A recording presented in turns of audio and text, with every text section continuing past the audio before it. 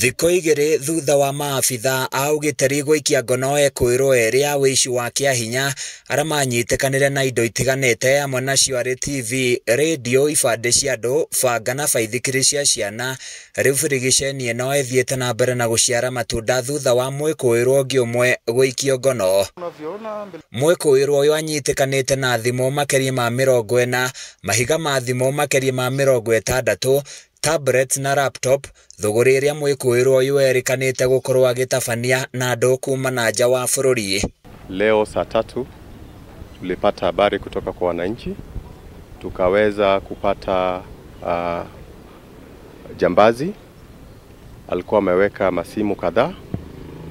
Tumekuwa na changamoto ya watu kuibiwa simu kwa hii town, cases ya mugging, na inasemekana kwamba hao watu wako na cartel kubwa. Munini wa kamishina mwena ũyũ Bernard Odino nĩ atũgĩrĩtie mũingĩ kumana na ũnyitanĩri wao na maabitha a ũgitĩri amwe nĩ mahotete gũikia ngono Ekũĩrũ matiganĩte. Wanachukua masimu ya watu kisha wanasafirisha hadi Uganda. So leo hii tumeweza kupata mtu mmoja ambaye amekamatwa, ako kwa cell, atafikishwa kule kotini. Tuko na simu 41, tablets 3, laptop 1 na batteries 60.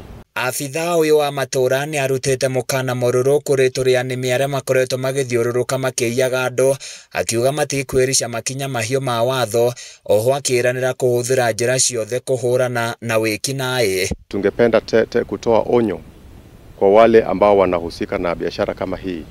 Watu wengi wamepoteza masimu hapa, na hiyo cartel ya kuibia watu masimu na kusafirisha, tunawaonya kwamba mara hii kama watapatikana, sidhani kama watatoboa kutoka.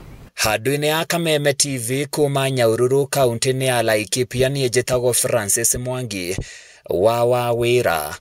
Nyawĩra, karibu sana.